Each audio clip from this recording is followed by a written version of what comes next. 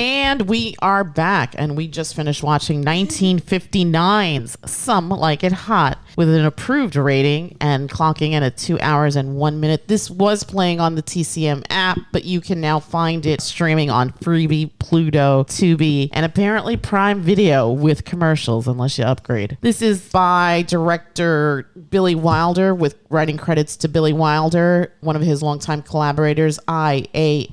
Diamond, and Robert Thoeren. I apologize if I said that incorrectly. This is by a story by Robert Thoeren and Michael Logan. This tells the story of two musicians, Jerry, played by Jack Lemmon, and Joe, played by Tony Curtis, who are musicians for hire and witness a mob hit and then flee the state disguised in an all-female band. And I guess, as you always say, hijinks ensue.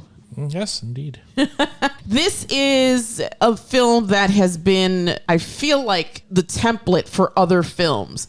You have just outrageous comedy. You have physical comedy. You have music. You have romance. It hits on every cylinder. It's a really great script, and it's masterfully directed by Billy Wilder, who in the history of directors has been such an influence to younger generations coming after him. But just kudos to Billy Wilder for always just making really good films, amazing storytelling experiences that ran the range. Sometimes there were things that were a little bit more serious, and then you had his comedies, and this is probably one of his best comedies. And I love that he worked with Jack Lemmon all the time too. But there was some interesting trivia on TCM where the host, I think it was Alicia Malone, or was it Ben Mankiewicz? I don't remember. But it was Alicia.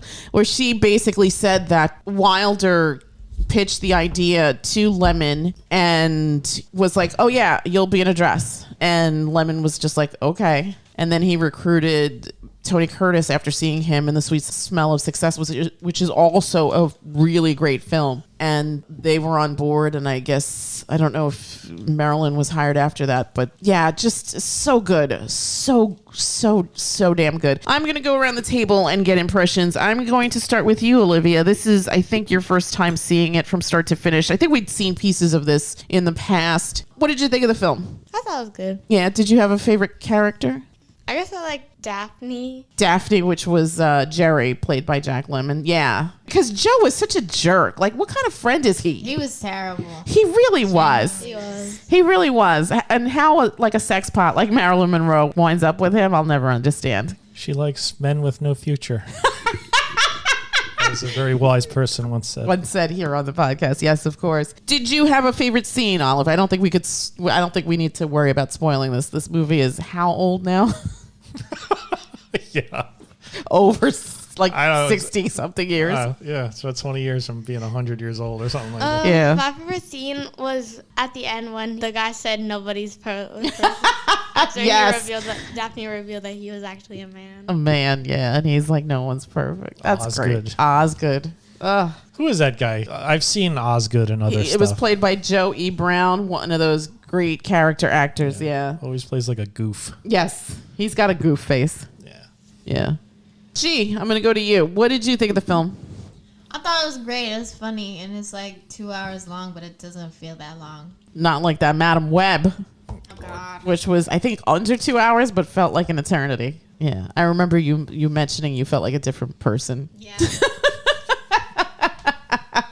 No, but this one, and it's so funny because I feel like that is such a mark of a great script, and B, a good director, because this film is from 1959. This story is from 1959, and sometimes things get jaded. You and I have talked about like the Shrek movies. Like there's such topical humor in it that it just doesn't. A lot of it doesn't hit anymore. Yeah, a lot of it doesn't hit anymore. But something like this, it was funny in 59. It was funny in 82, I think the first time I saw it. And it is goddamn funny now.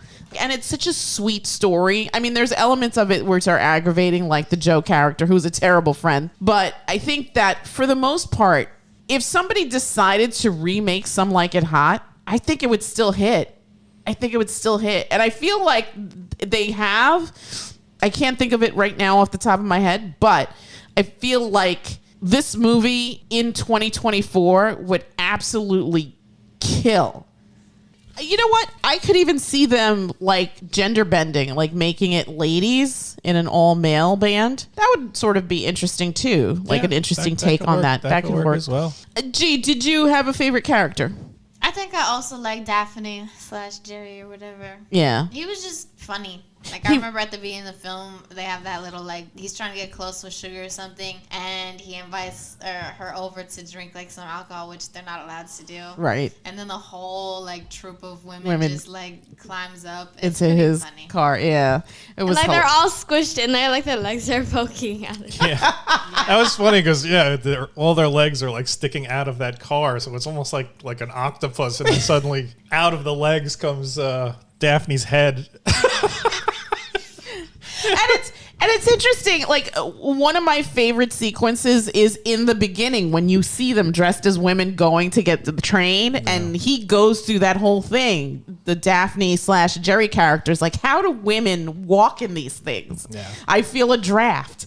I feel like people are looking at me. And this is funny because from the female perspective, we talk about the male gaze and sometimes feeling in danger in situations or environments that you're not familiar with, or if you're by yourself, historically women are seen as the weaker sex. So, and especially in 1959, right? This element of danger, right? Where women are broads, right? They're not women. They're not Daphne or Josephine. They're broads. They're this thing.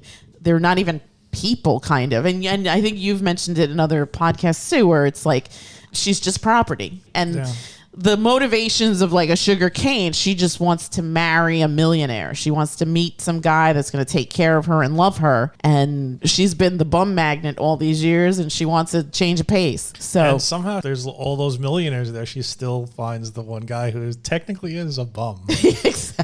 Exactly. Seriously. Although he dressed it up and did that fake Cary Grant He did the fake Cary Grant thing, which made it seem posh. And it seemed like his feelings were genuine for her by the end of the movie. So he wasn't the cad. He had cad character that he was in the beginning, like with the secretary at the talent studio. Yeah. Who he kept baiting. He kept using her, and like she was just like, how dare you ask me that? Okay, here's the keys to my car. Come on, have some self-respect. Zero self-respect. Well, I think that's part of it. I mean, I don't think women were brought up to be mouthy or strong you have like the film noir females, but usually that always ended poorly, right? So women that were more assertive or were more dominating always ended either dead or in prison or something. I mean, you think about something like Double Indemnity or some other film noir where it's like you have this woman who's using her feminine wiles to sort of get her way. And here Double Indemnity is 40s, right? So this is the 50s, almost the 60s. Almost the 60s, almost sexual revolution kind of thing. So, I mean, women are still wearing like corsets and very conservatively. Although, let's talk about Sugar's dresses. I mean, wow. Everything was like mesh and see-through. And she was not a size 2 woman. This is a woman that was just curvaceous. The definition of curvaceous. Olive G, you're the fashion plate in the family. What did you think of Sugar's clothing? The two dresses at the end were just like weird as hell, man. Like I didn't like their dresses like at all. Like as soon as I saw her two dresses, I was like, I immediately noticed her chest and how like there's like that mesh fabric on her chest, and like the only thing that like wasn't showing her boobs was like a little bit of like glitter. Yeah. Well, it's like it's all in your face, right? Like Yeah, her boobs are just all in your face. It's almost objectifying her in a way because it's like she has a beautiful face, but maybe your eye is drawn further south from her face because... Yeah, you definitely could see that.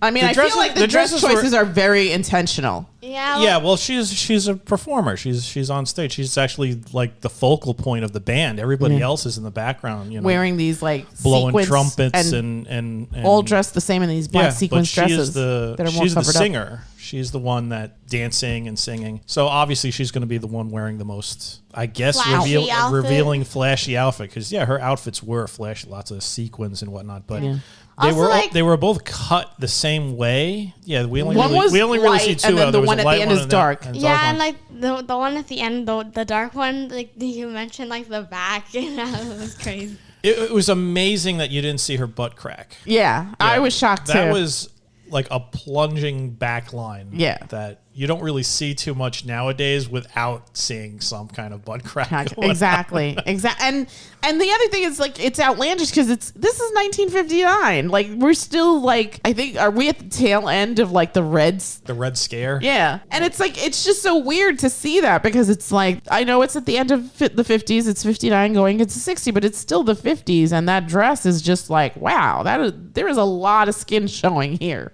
I think maybe because it was Mesh. there was a mesh on top.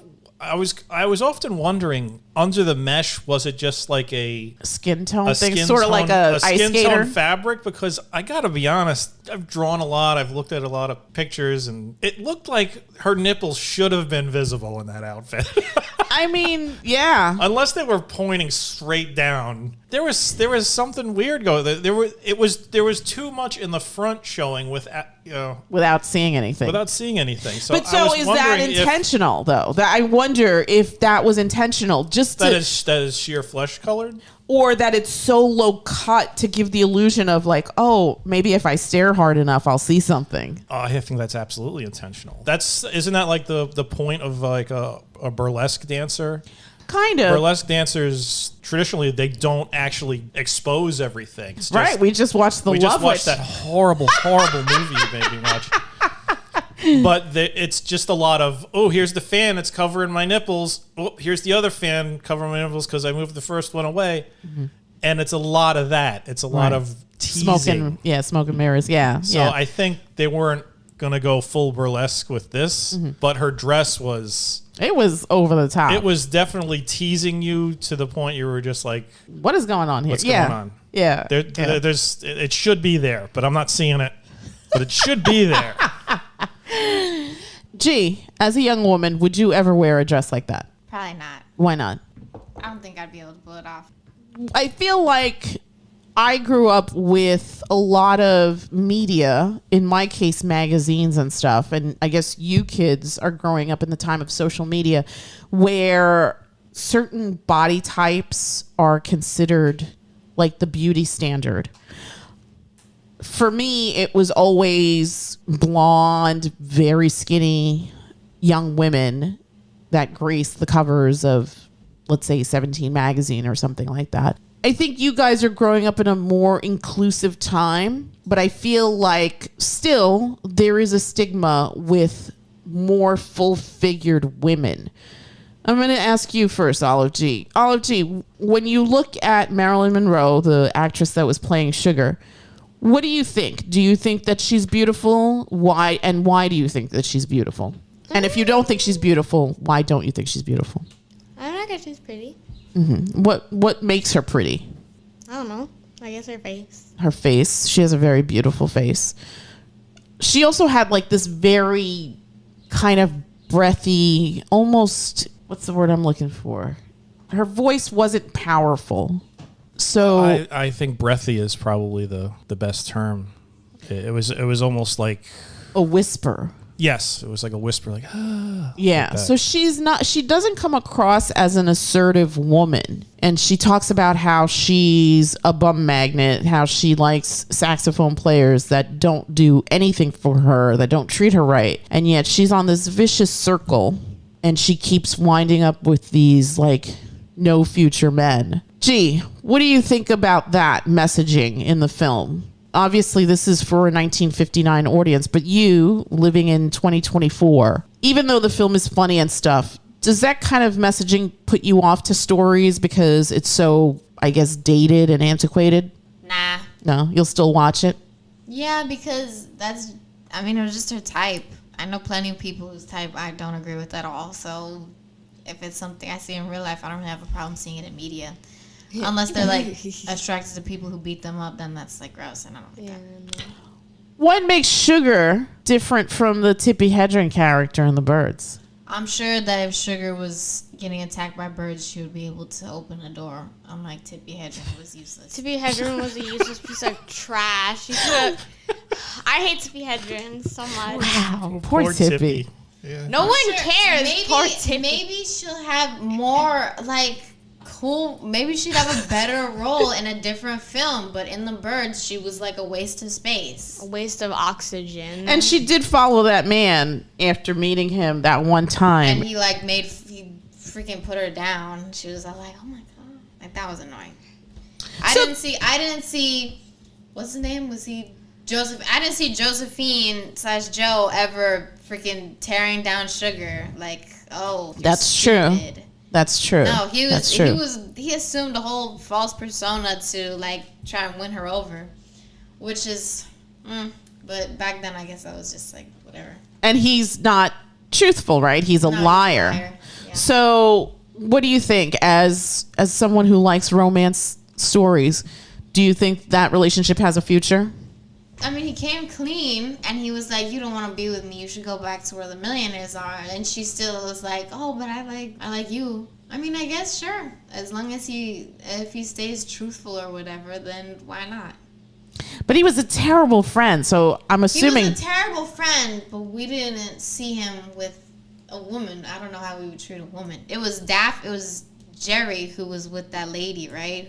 He was like, oh. No, it was Joe. It was Joe? Yeah, Joe was the one. Joe was with the receptionist. Joe was with the all right, receptionist. then I don't know. Yeah. I don't really have any faith. Because he was, He was like a womanizer. He was a womanizer. He used women to get what he wanted. I thought it was Jerry's Jerry. Daphne, the one that winds up with Osgood. Yeah. Yeah. And Oh, although Jerry was kind of jerky in the beginning because he sees Sugar, right, and he sees the women in the band, and he kind of makes not PC comments. Yeah, I mean, but suddenly the situation is like, this might not be so bad bad after all, right? And it's funny because then it seems like he changes, because I think at that point Jerry is more concerned about surviving, right? Well, I think like as far as this movie goes, you really see, because the men are put in this position, they get a real understanding of what it is like to be seen as a woman. Yeah. And it's especially the case for Jerry, I think. Yeah. More so than Joe, because Joe he's filling two roles at the time. He's Josephine, but in he's the band, also who's the like millionaire. the good friend of Sugar, but he's also the millionaire who's trying to woo her. Right. Although as Josephine, that 15-year-old bellhop was all in her grill. Yeah, but that's what I mean. That they're seeing what it's like. Yeah. Even when the scene that you mentioned, when it's like, how do they walk in these things? Oh my God, I feel like there's a constant draft going on. That's like a realization. You're literally walking in their shoes now. Yeah, literally. And you didn't really see that at all prior to this. I mean, I don't think there were many films where the main actors spent a prolonged time dealing with the stuff that women went through. It was just sort of like you saw the movies. The women were just like, "Hey, dame." Yeah. Broads. Hey, you broad. You're basically a prop to me. And, yeah. And the only other ones were the evil women. Right. So it was either you're either an evil woman or you were a prop. Yeah. And now that men were finally playing the role of a woman, you actually had people complaining like, why are we wearing these goddamn shoes? And what is this dress thing? Like, I feel everything blowing underneath me. Yeah. But then by the end of the movie, when there's that big chase, they seem very confident walking in high heels. They ran faster than most women. Yeah. Up and down staircases. Yes. Oh my God! When Josephine runs up the stairs after kissing Sugar, he's taking them like 2 or 3 at a time. I would have broke every single bone in my leg if I tried to do that. Yeah. Same. That's was appalling. Yeah. I can't wear the heels that I used to wear. They have to now be aerosols, and they can't be more than 2.5 inch heels. I think if I do. I've never even stepped around in heels that weren't like chunky. Yeah. I sometimes I see like the ones that look like Needles. a needle that are 6 inches. I'm like, you can miss me with all that. I'm never. Those are gross. Yeah. Yeah, those just look painful. That looks like a murder weapon. I mean, I don't know what is going on there, but whatever.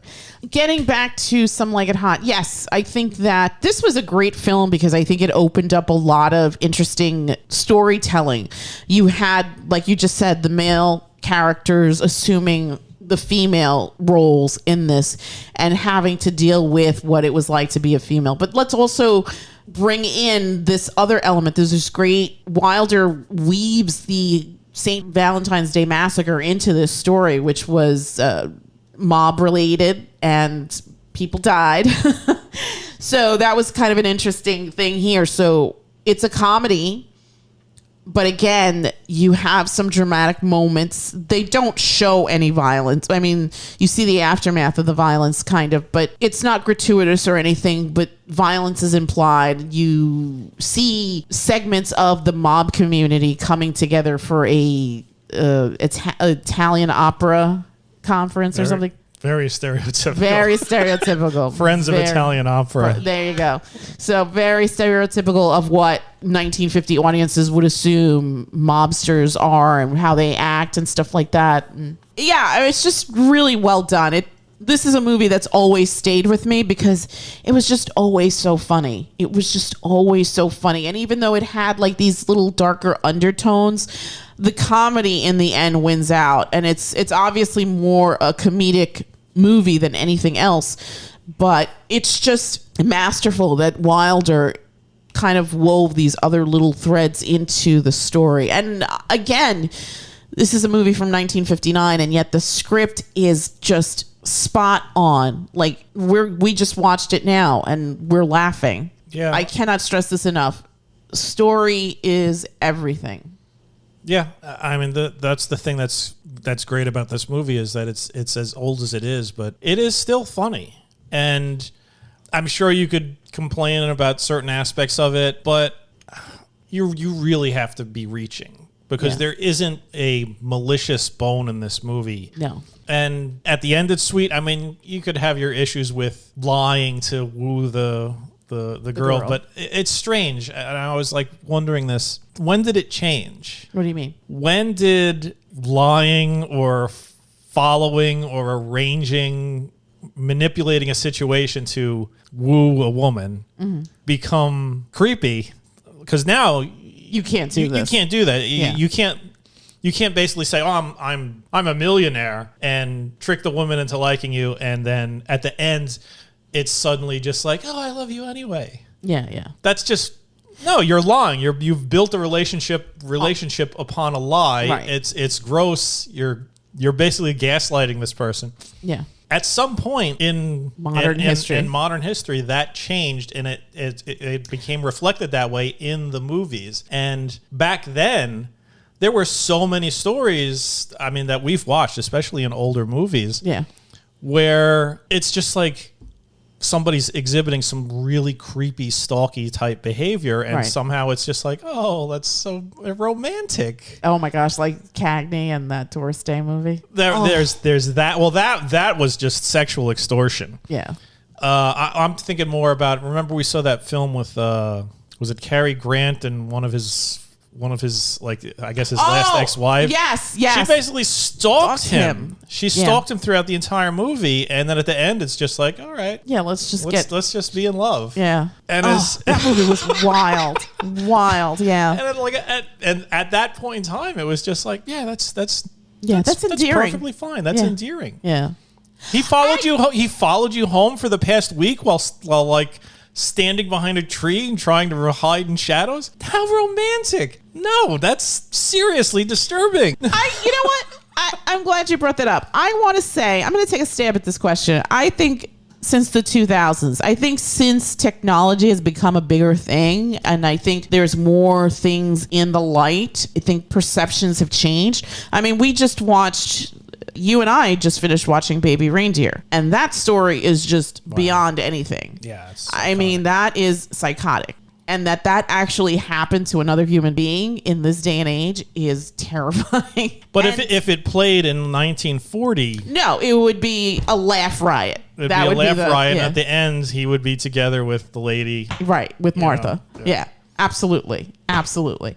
I think with the advent of technology, with the advent of maybe even social media, I mean, we talk about how social media it's a good thing, but it's also a curse. And I think that having exposure to these stories that happen, while on one hand is good, because I think an informed populace is very important. I think the more information you know, the better. But then at the same time, then taking those things and just creating feelings and thinking or relaying them as fact is an issue, right? Because facts and feelings are two separate things. So I want to say since the 2000s, because even in the 90s, I think things still felt very innocent. I mean, I think you were coming into technology booms and stuff like that, but I think we were still very much innocent as a culture. Yeah, maybe.